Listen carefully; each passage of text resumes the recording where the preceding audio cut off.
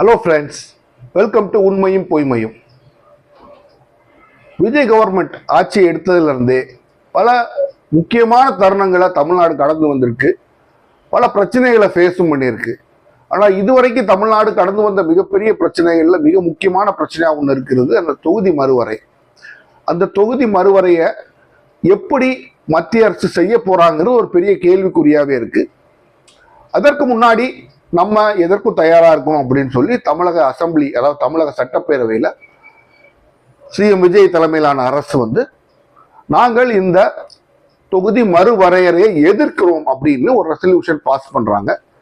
அந்த தீர்மானத்தை அவங்க கொண்டு வரும்போது திமுக என்ன சொல்லுது, எந்த சூழ்நிலையிலையும் தமிழகத்திற்கான அந்த 7.18%, இப்போ என்ன சீட் இருக்கோ எத்தனை பர்சன்டேஜ், எத்தனை சதவீத பிரதிநிதித்துவம் இருக்கின்றதோ அதை நாங்கள் குறைக்க விட மாட்டோம். அப்படி கொண்டு வந்தால் நாங்கள் அதை பயங்கரமாக எதிர்ப்போம். அவங்க சீட்டு கூட்டுறதை பற்றி ஒன்றும் பேசலை, குறைச்சி சொல்றதை பற்றி பேசலை. என்ன இருந்தாலும் இன்றைக்கு இருக்கின்ற அதே சதவீத பிரதிநிதித்துவம் தமிழகத்திற்கு வேண்டும் அப்படின்னு திமுக தெளிவாக சொல்லுச்சு. ஆனால் தாவேக்காம அவர் சார்ந்த கட்சிகளும் என்ன சொல்றாங்கன்னா, அந்த சட்டப்பேரவை தீர்மானத்தில் நாங்க முழுமையாக தொகுதி மறுவரையை எதிர்க்கின்றோம், அதாவது இந்த 543 சீட்லயே தான் இருக்கணும் அப்படிங்கிறது தான் தாவேகா, காங்கிரஸ், விசிகா, யுஎம்எல் மற்ற எல்லா கட்சிகளோட, அவங்க சார்ந்த அந்த கூட்டணியில் உள்ள எல்லா கட்சிகளோட கோரிக்கையாகவும் இருக்குது. அப்ப விஜய் அவர்கள் அதுல ரொம்ப ஃபர்மா இருக்கிறாரு அப்படிங்கிற மாதிரி தன்னை காமிச்சுக்கணுங்கிறதுக்காக ஒரு சீட்டு கூட கூட்டக்கூடாது, தொகுதி மறுவரை என்பதே தேவையில்லை, அது செய்யக்கூடாதுங்கிற மாதிரி ஒரு தீர்மானத்துல நிறைவேற்றுறாங்க. யார்? சிஎம் விஜய் தலைமையிலான அரசு. அவங்களே அந்த தீர்மானத்தை கொண்டு நிறைவேற்றுறாங்க. எதிர்கட்சி கொண்டு வந்த தீர்மானம் இவங்களே கொண்டு வந்த தீர்மானத்துல தொகுதி மறுவரை கூடாதுன்னு தெளிவாக சொல்லி நிறைவேற்றிட்டு போயிட்டாங்க. அப்போ இதை சொல்றதுக்கும் அவருக்கு உரிமை கிடையாது. ஏன்னா அவருக்கு ஒரு எம்பி கூட கிடையாது. எங்க பிஜேபி எடுத்து ஓட்டு போட வேண்டும் வந்துருமோன்னு சொல்லி இப்ப ஒரு எம்பி பதவி காலியாச்சு. அந்த எம்பி பதவி அவங்களுக்கு தான் போயிருக்கணும். பயந்து போய் அவர் காங்கிரஸ் கொடுத்துட்டார். எதுக்கு நம்ம மேல போய் ஏதாச்சும் எடுத்து ஓட்டு போட்டோம்னா, பிஜேபி எடுத்து ஓட்டு போட்டோம்னா பிரச்சனையாகுமேன்னு சொல்லி பிஜேபிக்கு அனுசரணையா போகணுங்கிறதுக்காக அந்த சீட்டையும் காங்கிரஸ் கையை கொடுத்து இவர் வெளியில வந்துட்டார். நமக்கு ஓட்டு இருந்தா தானே போடணும், எடுத்து போடணும். நம்ம ஓட்டே இல்லைன்னா நம்ம பிஜேபி எதுக்க வேண்டிய அவசியம் இல்லைன்னா 2 வருஷம் கழிச்சு பாத்துக்கலாம்னு சொல்லி பயந்து போய் அந்த எம்பி சீட்டை காங்கிரஸ் கையில கொடுத்துட்டார். இப்போ இந்த மழைக்கால தொடர்ல அதை பத்தி அந்த பில்ல கொண்டு வருவாங்க, தொகுதி மறுவரை பில்ல கொண்டு வருவாங்க அப்படின்னு எதிர்பார்த்தாங்க. ஆனா பிஜேபி அரசு கொண்டு வரவில்லை. இருந்தாலும் எப்படி கொண்டு வருவாங்க, அடுத்த செஷன்ல கொண்டு வருவாங்க, குளிர்கால தொடர்ல கொண்டு வருவாங்க எதிர்பார்க்கப்படுகின்றது. அதனால பில் வரும், தமிழகத்தின் தலைக்கு மேல் இருக்கின்ற ஒரு கத்தி அப்படின்னு தான் அந்த பில்லை நம்ம சொல்ல முடியும். இந்த சூழ்நிலையில தென் மாநிலங்களுக்கான அந்த மீட்டிங் நடக்கும்போது எல்லா சிஎம்களும் சென்னையில் அமித்ஷா தலைமையில் அந்த மீட்டிங் நடக்கும். ஹோம் மினிஸ்டர் அவரு, எல்லா சிஎம்களும் வர்றாங்க, சிஎம் விஜய் அவர்களும் போறாரு. அப்ப அடிக்கிறாரு பாருங்க ஒரு பல்ட்டி, அட்ராராமான் பல்ட்டி கூட அந்த பல்ட்டி அடிக்கணும். ஒரே பல்ட்டி, கவுண்டமணி சொல்ல பல்ட்டி இது அந்த பல்ட்டிரோ எப்படின்னு அந்த மாதிரி ஒரு பல்ட்டி அடிக்கிறார். அமித்ஷாவை பார்த்த உடனே அங்க பேசும்போது தொகுதி மறுவரையே கூடாது அப்படின்னு நீங்க பேசணும். அதுதான் நீங்க ரெசல்யூஷன் போட்டிருக்கீங்க. நீங்க கொண்டு வர தீர்மானம் என்ன சொல்லுது? தொகுதி மறுவரையே கூடாது, 543 சீட்லயே இருக்குன்னு சொல்லுது. எல்லா கட்சி உரிமை உண்டு. அந்த ஸ்டாண்ட் நீங்க எடுத்தீங்கன்னா வரவேற்கிறேன். ஆனா அந்த ஸ்டாண்ட சொல்ற தைரியம் உங்களுக்கு வேணும், அதை நிறைவேற்றுகின்ற தைரியம் உங்களுக்கு இருக்குமா இல்லையா அப்படிங்கிறது ஒரு மனிதனுடைய உண்மையான திறமையும் ஒரு மனிதனுடைய மெட்டில் அப்படின்னு ஆங்கிலத்தை சொல்லுவாங்க.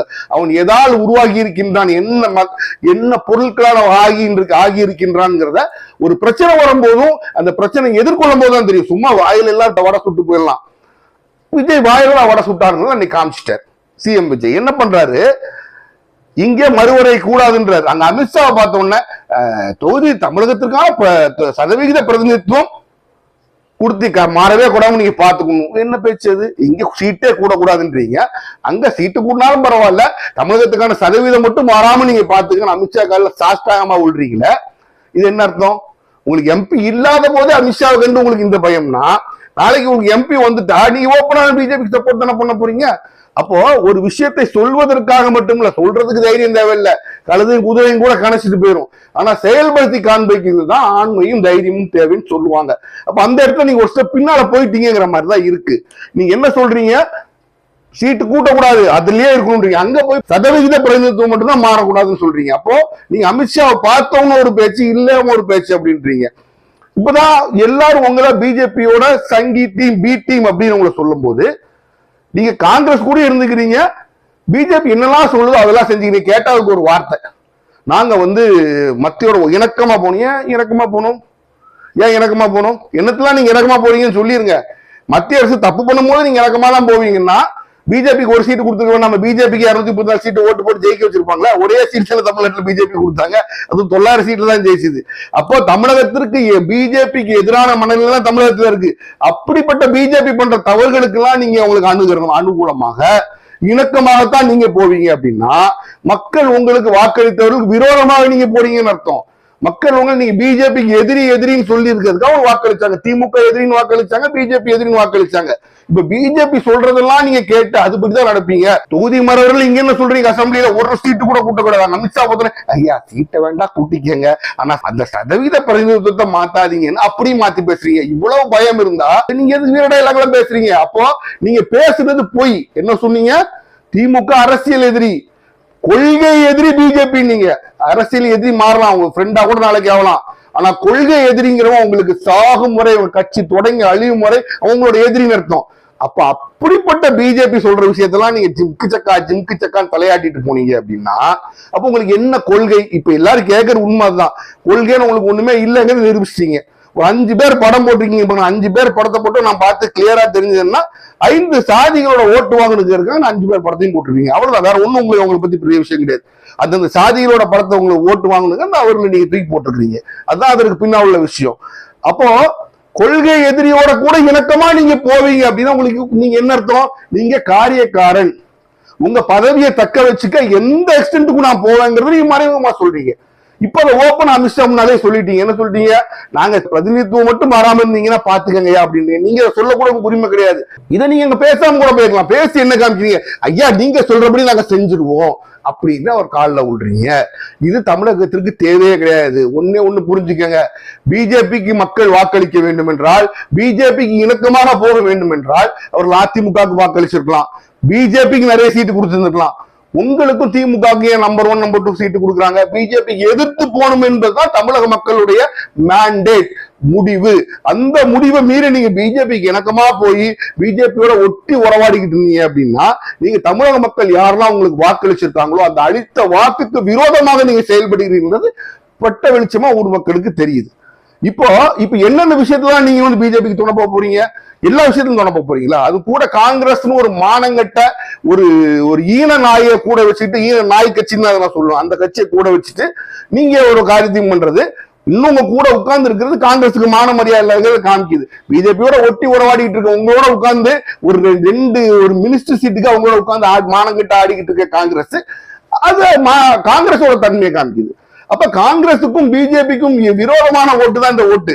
இந்த 2 கட்சிகளோடு நீங்க அணுக்கமா, அது குறிப்பா பிஜேபியோட கொள்கைகளுக்கு விரோதமான ஓட்டு. இந்த கட்சியோடு நீங்க இணக்கமா தான் போவீங்கன்னா தமிழக மக்களுக்கு விரோதமாக நீங்க செயல்படுகிறீர்கள். அப்ப நாளைக்கு பிஜேபி திருப்பரங்குன்ற பட்சமா சரின்ட்டு போயிருவீங்களா? இங்க ஒரு 4 சர்ச்சை அடிக்கணுமா, 4 கோயில மசூதி அடிக்கணுமா, நீங்க சரின்னு போயிருவீங்களா? மத்திய அரசோட இணக்கமா போறோம் அப்படின்னு மத்திய அரசு எதெல்லாம் எதிர்க்கணுமோ எதிர்த்துதான் ஆகணும். எதிர்த்தீங்க, அதுக்கப்புறம் பார்த்தோன்னு பயந்து பூனை மாதிரி ஆயிட்டீங்க. எப்போ அப்படிதான், திமுக இல்லைன்னா நீங்க சிங்க மாதிரி ஆயிருவீங்க, திமுக உள்ள வந்துருச்சுன்னா பூனை ஆயிருவீங்க.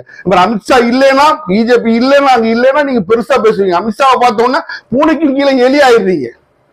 அப்பா நீங்க இதுல என்ன தெரியுதுன்னா நீங்க சிங்கம் கிடையாது, உண்மையாவே நீங்க பூனையோ எலியோ தாங்கிறத நீங்க காமிச்சிடுறீங்க. அப்ப எதிர்ப்பதற்கு தைரியம் வேண்டும், நமக்கு மெட்டீரியல் வேணும், நமக்கு அதுக்கான அறிவும் திறமையும் தைரியமும் இருந்தால் தான் நம்ம எதிர்க்க முடியும். இதெல்லாம் இல்லைன்னா நம்மளை எதிர்க்க முடியாது. சும்மா சினிமா டயலாக் வெளியில பேசிட்டு போயிடலாம். அவன் அரசியல்வாதி, அவன் நீங்க அரசியல் தளத்தில் எதிர்க்க வேண்டும் என்றால் உங்களுக்கு அரசியல் கொள்கை இருக்க வேண்டும், உங்களுக்கு தைரியமும் திறமையும் இருக்க வேண்டும்.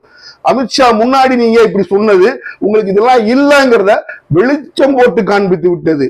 அப்போ அந்த சவுத் இந்தியா கான்பரன்ஸ்ல நம்ம தமிழ்நாட்டு சிஎம் அவர்கள் அமித்ஷா அவர்களை பார்த்து எங்களுக்கு சதவிகித பிரதிநிதித்துவத்தை மாத்திராதீங்கன்னு நீங்க சொன்னது அரசியலில் மிகப்பெரிய அந்தர்பல்ட்டி, உள்ளொன்று வைத்து புறமொன்று பேசிய காரியமாகும். மீண்டும் சந்திப்போம்.